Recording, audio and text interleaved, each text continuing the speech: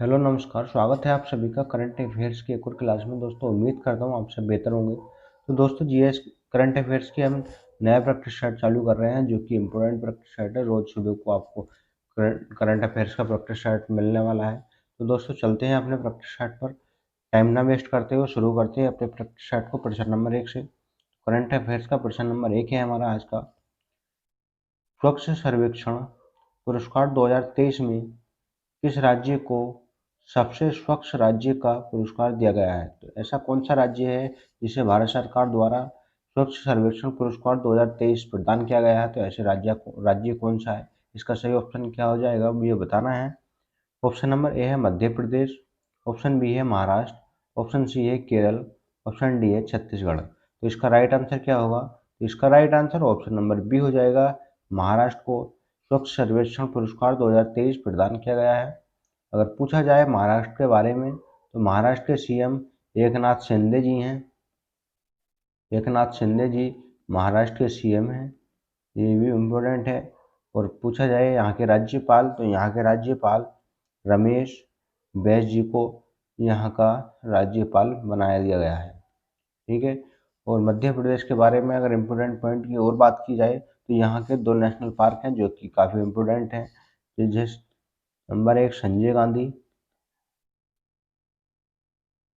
गांधी और पेंच national park है, जो कि चर्चा में, पेंच नेशनल पार्क अभी चर्चा में रहा था। यह भी इम्पोर्टेंट है, ध्यान रखेंगे। अगले प्रश्न पर चलते हैं। अगला प्रश्न है हमारा, 11 जनवरी को national human trafficking awareness day मनाया गया है। भारतीय संविधान का कौन सा अनुच्छेद मानव तस्करी की रोकथाम से संबंधित है? तो ऐसा कौन सा अनुच्छेद है जो मानव तस्करी के रोकथाम से संबंधित है? इसका राइट आंसर क्या होगा? ऑप्शन नंबर ए है इसका अनुच्छेद 20, ऑप्शन बी है अनुच्छेद 21, ऑप्शन सी है अनुच्छेद 22, ऑप्शन डी है अनुच्छेद 23। तो इसका राइट आंसर क्या हो जाएगा दोस्तों? इसका right answer option number D हो जाएगा। अनुच्छेद 23 मानव तस्करी की रोकथाम से संबंधित है, तो इसलिए इसका ऑप्शन नंबर डी सही हो जाएगा। चलते हैं अगले प्रश्न पर। अगला प्रश्न है हमारा, विश्व व्यापार संगठन, जिसे WTO कहते हैं, में भारत के राजदूत और स्थायी प्रतिनिधि किसे नियुक्त किया गया है? तो इसे किसे नियुक्त किया गया है विश्व व्यापार संगठन में? इसका राइट आंसर क्या होगा? ऑप्शन नंबर ए है JS दीपक, ऑप्शन बी है संथिल पांडियान, ऑप्शन सी है अनवर हुसैन शेख, ऑप्शन डी है TS दीपक। तो इसका राइट आंसर क्या हो जाएगा दोस्तों?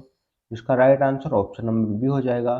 सांथिल पांडियान को WTO में भारत के राजदूत और स्थायी प्रतिनिधि के रूप में नियुक्त किया गया है, तो इसका ऑप्शन नंबर बी सही हो जाएगा। अगर पूछा जाए WTO के बारे में, अगर WTO के बारे में पूछा जाए, तो इसकी स्थापना 1 जनवरी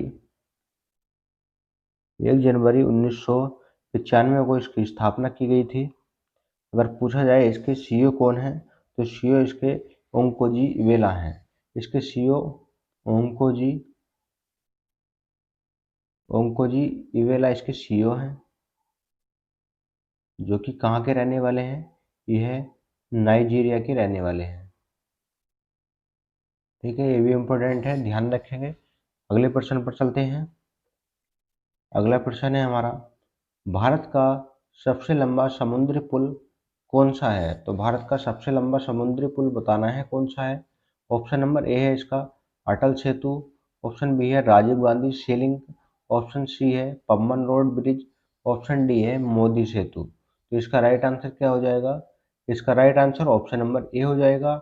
अटल सेतु भारत का सबसे लंबा समुद्री पुल है, तो इसलिए इसका ऑप्शन नंबर ए सही हो जाएगा। अगर पूछा जाए अटल सेतु किस राज्य में स्थित है, अटल सेतु यह महाराष्ट्र में स्थित है, तो इसलिए इसका ऑप्शन नंबर ए सही हो जाएगा। अगर पूछा जाए इसकी दूरी की बात, तो इसकी दूरी 21.8 किलोमीटर है और यह 6 लेन का पुल है, यह भी ध्यान रखेंगे। अगले प्रश्न पर चलते हैं। अगला प्रश्न है, हाल ही में किस संस्था ने world employment and social outlook 2024 report जारी की है? तो यह रिपोर्ट किसके द्वारा जारी की जाती है, ये बताना है आप सभी को। चलते, इसका ऑप्शन नंबर ए है वर्ल्ड बैंक, ऑप्शन बी है International Monetary Fund, option C है International labour Organization, option D है वर्ल्ड ट्रेड ऑर्गेनाइजेशन। इसका राइट आंसर क्या होगा दोस्तों, इसका राइट आंसर बताना है। तो इसका right answer option number C हो जाएगा, इंटरनेशनल लेबर ऑर्गेनाइजेशन, जिसे ILO भी हम कहते हैं। तो इसकी world employment and social outlook report जारी करता है। अगर पूछा जाए ILO के बारे में, तो इसकी स्थापना 1919 में की गई थी। इसकी स्थापना 1919 में की गई थी। अगर इसके CEO की बात करें, तो इसके CEO गिलबर्ट गिलबर्ट होंगोवो हैं। जो, अगर पूछा जाए इसके हेडक्वार्टर के बारे में, तो इसका हेडक्वार्टर जिनेवा में स्थित है। ठीक है, इन्हें भी ध्यान रखेंगे, ये भी इम्पोर्टेंट पॉइंट है। चलते हैं अगले प्रश्न पर। अगला प्रश्न है हमारा, भारतीय नौसेना का बहुराष्ट्रीय अभ्यास मिलान 2024 का आयोजन कहाँ किया गया है। यह कहाँ किया गया है, इसका राइट आंसर बताना है आप सभी को। ऑप्शन नंबर ए है पोर्ट ब्लेयर में, ऑप्शन बी है देहरादून में, ऑप्शन सी है मुंबई में, ऑप्शन डी है विशाखापट्टनम में। तो इसका राइट आंसर क्या हो जाएगा, इसका right answer option number D हो जाएगा। विशाखापट्टनम में भारतीय नौसेना का बहुराष्ट्रीय अभ्यास मिलान 2024 का आयोजन किया जा चुका है। तो इसके लिए इसका right answer option number D हो जाएगा। अगर पूछा जाए भारतीय नौसेना के बारे में, तो इस नौसेना दिवस 4 दिसंबर को मनाया जाता है। और पूछा जाए इसके भारतीय नौसेना के अध्यक्ष कौन है, तो भारतीय नौसेना के अध्यक्ष एडमिरल करमबीर सिंह हैं। एडमिरल करमबीर सिंह भारतीय नौसेना के अध्यक्ष हैं, तो यह भी ध्यान रखेंगे। चलते हैं अगले प्रश्न पर। अगला प्रश्न है हमारा, किस राज्य सरकार द्वारा रामलला दर्शन योजना शुरू की गई है। तो रामलला दर्शन योजना किस राज्य सरकार द्वारा शुरू की गई है, ये बताना है। ऑप्शन नंबर ए है छत्तीसगढ़, ऑप्शन बी है उत्तर प्रदेश, ऑप्शन सी है मध्य प्रदेश, ऑप्शन डी है राजस्थान। तो इसका राइट आंसर क्या हो जाएगा दोस्तों, इसका राइट आंसर ऑप्शन नंबर ए हो जाएगा। छत्तीसगढ़ सरकार द्वारा रामलला दर्शन योजना शुरू की गई है, तो इसलिए इसका ऑप्शन नंबर ए सही हो जाएगा। अगर पूछा जाए छत्तीसगढ़ के बारे में, तो छत्तीसगढ़ के CM विष्णुदेव छत्तीसगढ़ के CM विष्णुदेव साई हैं। अगर पूछा जाए छत्तीसगढ़ के गवर्नर के बारे में, तो छत्तीसगढ़ के गवर्नर विष्णु शर्मा हरिश्चंद्र हैं। ठीक है, ध्यान रखेंगे इसे भी। अगले प्रश्न पर चलते हैं। अगला प्रश्न है हमारा, हेनले पासपोर्ट इंडेक्स 2024 में भारतीय पासपोर्ट की रैंक क्या रही है।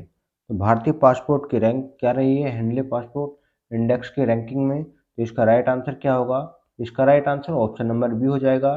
भारतीय पासपोर्ट की रैंक 80 रही है। इसे ध्यान रखेंगे, इंपोर्टेंट प्रश्न है, कई बार पूछा जाता है एग्जाम में। अगले प्रश्न पर चलते हैं।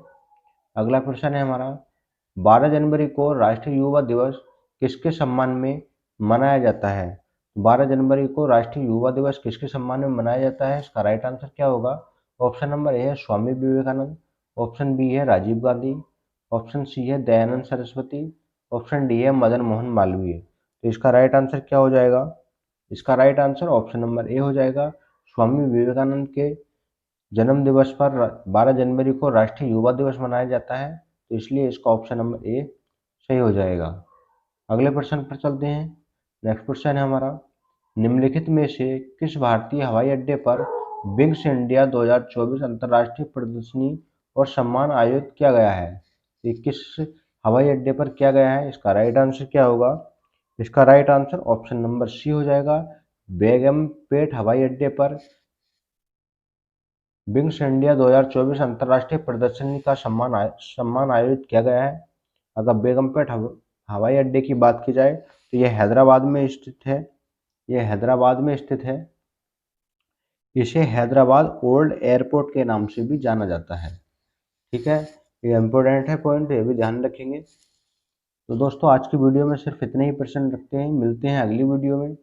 आप सभी को कैसा लगा प्रैक्टिस सेट कमेंट बॉक्स में ज़रूर बताएं। ठीक है दोस्तों, मिलते हैं अगली वीडियो में, तब तक के लिए जय हिंद जय भारत।